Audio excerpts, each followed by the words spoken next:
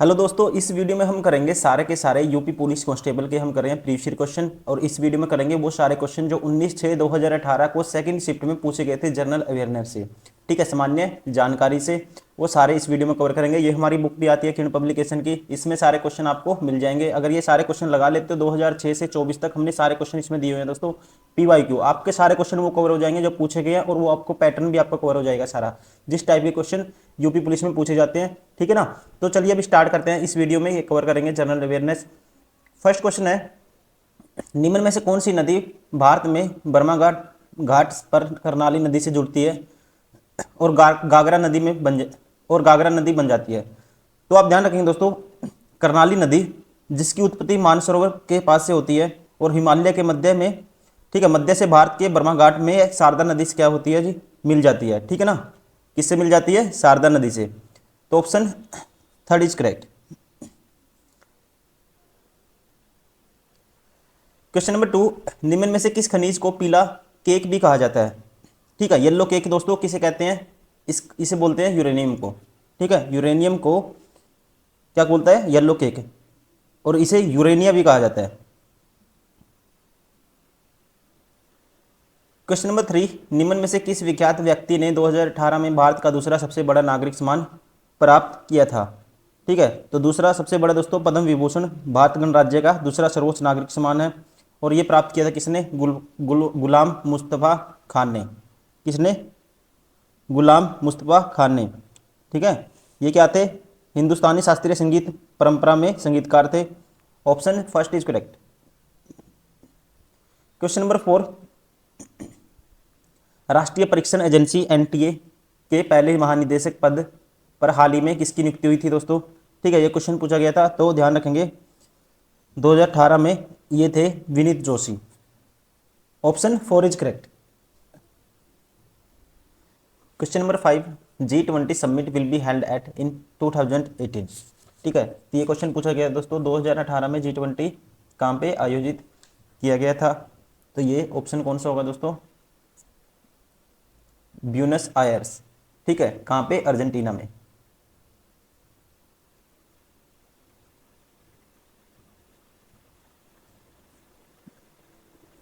Question number 6, 1825 में Vedanta college की स्थापना किसने की, जिसमें दोनों भारतीय अध्ययन, पाश्चात्य सामाजिक तथा भौतिक विज्ञान पाठ्यक्रम प्रस्तुत किया गया था? ठीक है, तो इसकी स्थापना करी थी दोस्तों किसने? राम मोहन राय ने, राजा राम मोहन राय ने। Option second is correct. कब? 1825 में। क्वेश्चन नंबर 7, निम्न में से किस देश को पहले सिलोन कहा जाता था? ठीक है, सिलोन किसका नाम था पहले? ये था श्रीलंका का। Option second is correct. Question number 8, 1869 में डैश नहर के खुलने से भारत से यूरोप की दूरी 7000 किलोमीटर कम हो गई।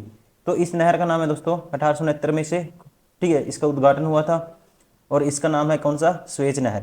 Option third is correct. Question number 9, गणतंत्र दिवस 2018 की परेड के मुख्य अतिथियों में से एक मुख्य अतिथि कौन थे 2018 में दोस्तों? ठीक है, उनमें से एक कौन थे जो अतिथि आए थे? उनमें से एक, ठीक है, 10 आसियान देशों के आए थे दोस्तों। ठीक है, और उनमें से एक थे कौन सा? आंग सान सूकी। Option 4 is correct. ठीक है, ये कहाँ के थे? म्यांमार के। क्वेश्चन नंबर 10, निम्न में से किस ई कॉमर्स कंपनी ने खाद्य उत्पादों की बिक्री के लिए उत्तर प्रदेश सरकार के साथ एक समझौते पर हस्ताक्षर किए हैं? तो ये था दोस्तों, किसने किए थे? अमेजन इंडिया ने। Option third is correct.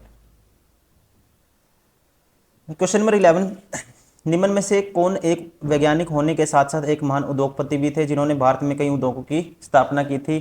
ठीक है, इनका नाम था, क्या था दोस्तों? Vikram Sarabhai. Option third is correct. Question number 12, a better India a better world पुस्तक के लेखक कौन है? तो ये पुस्तक लिखी गई थी किसके द्वारा? NR नारायण मूर्ति के द्वारा। Option second is correct. Question number 13, निम्न खिलाड़ियों में से 2018 में की हाल ही दक्षिण अफ्रीका ऑस्ट्रेलिया टेस्ट श्रृंखला में गेंद से छेड़छाड़ के मामले में सम्मिलित नहीं था? ठीक है, जो इसमें इंक्लूड नहीं था दोस्तों वो आपको बताना है। ठीक है, तो ये थे, देखो, David Warner, Steve Smith, Cameron Bancroft, ये थे, टिम पेन नहीं था। ठीक है, option third is correct. Question number 14, Fahrenheit में जल का क्वथनांक डैश होता है, the boiling point of water in Fahrenheit is.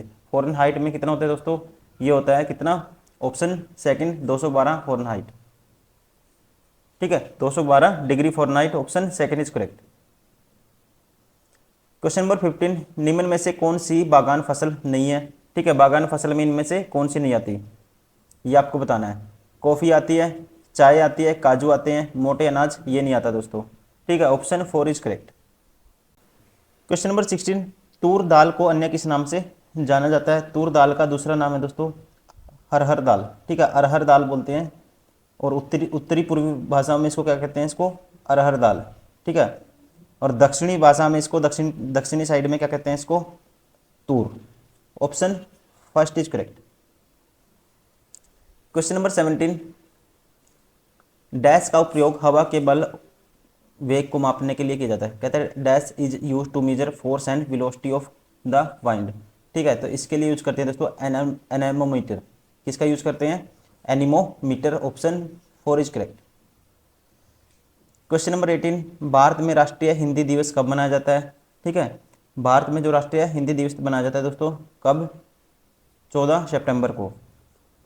ठीक है ना, कब मनाया जाता है, 14 सितंबर को। Option first is correct. Question number 19, मानव अधिकारों की सार्वभौम घोषणा का अनुच्छेद 6 किससे संबंधित है। ठीक है, जो अनुच्छेद 6 है ये किससे संबंधित है दोस्तों, ये आर्टिकल जो 6 है ये संबंधित है, ध्यान रखेंगे आप। कानून के समक्ष एक व्यक्ति के रूप में मान्यता का अधिकार। Option first is correct. Question number 20, national stock exchange का मुख्यालय कहाँ है। ठीक है, आसान क्वेश्चन है, ये कहाँ पे है, मुंबई में। ठीक है, और यह कब बनाया गया था दोस्तों, 1992 में।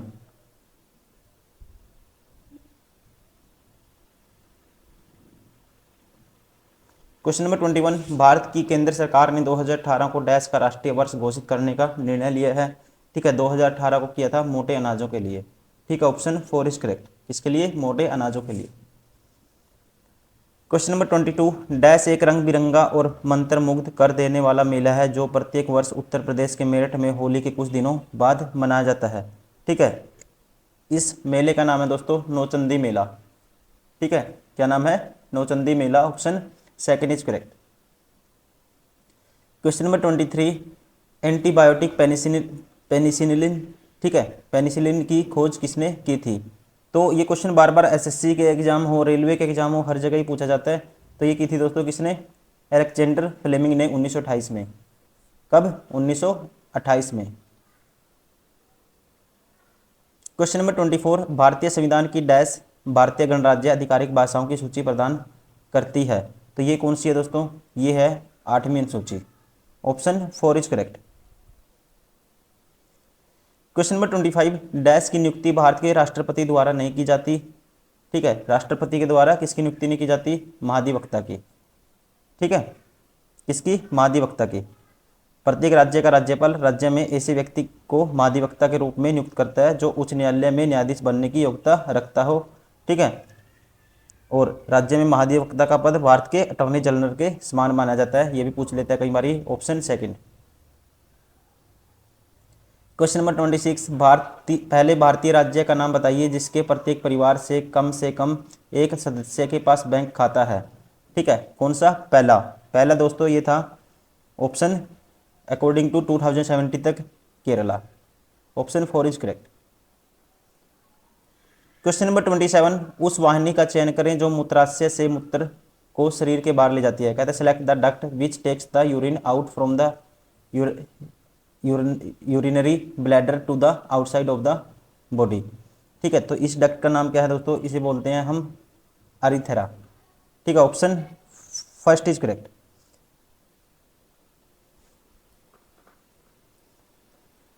क्वेश्चन नंबर 28, राष्ट्रीय शिक्षा दिवस प्रत्येक वर्ष डैश को मनाया जाता है। राष्ट्रीय शिक्षा दिवस हम मनाते हैं कब, 11 नवंबर को। ठीक है ना, कब से, 11 नवंबर को दोस्तों। इसी स्मृति में ये बना जाता है प्रथम शिक्षा मंत्री मौलाना अब्दुल कलाम आजाद की स्मृति में। Option 4 is correct.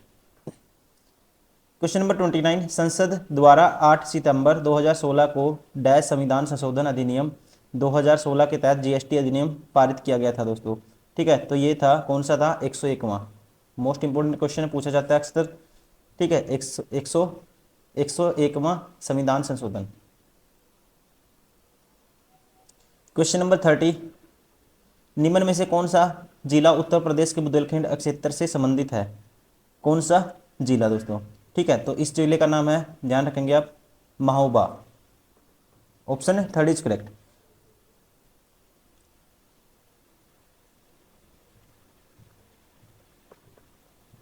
Question number 31, Uttar Pradesh का क्षेत्रफल देश के कुल क्षेत्रफल का कितना है? तो ये है कितना दोस्तों, ये है 7.3%। क्वेश्चन नंबर 32, 6वीं शताब्दी ईसा पूर्व के दौरान मथुरा के आसपास के क्षेत्र को डैश कहा जाता था। ठीक है, 7वीं शताब्दी में दोस्तों मथुरा के आसपास वाले क्षेत्र को कहा जाता था सूरसेन। क्या कहा जाता था? Sursen. Option 3 is correct. Question number 33, निम्न में से किस रोमानी काव्य के लेखक को उनकी कृति मदनाष्टक के लिए जाना जाता है? ठीक है, तो इनका नाम क्या था? इनका नाम था रहीम। क्या नाम था? रहीम। मदनाष्टक रहीम की कविताओं का क्या है? संग्रह है, ध्यान रखेंगे आप। और यह कृष्ण की रासलीला के आसपास केंद्रित है। ठीक है, option 1 is correct, Rahim. Question number 34, Uttar Pradesh में पहली बार 1887 में प्रकाशित होने वाले दैनिक समाचार हिंदुस्तान के संपादक कौन थे? ठीक है, हिंदुस्तान के संपादक थे दोस्तों Madan Mohan Malviya. Option 3 is correct, Pandit Madan Mohan Malviya. Question number 35, Uttar Pradesh में किस वर्ष सभी सरकारी कार्यों के लिए हिंदी का प्रयोग करना कानूनी तौर पर अनिवार्य कर दिया गया था दोस्तों? ठीक है, हिंदी को कंपलसरी लैंग्वेज कर दिया गया था। कब से? 1968 से। Option 3 is correct. Question number 36, निम्न में से अकबर के दरबार के मुख्य चित्रकार कौन थे? ठीक है, ये थे दसवंत। क्या थे मुख्य चित्रकार अकबर के दरबार के?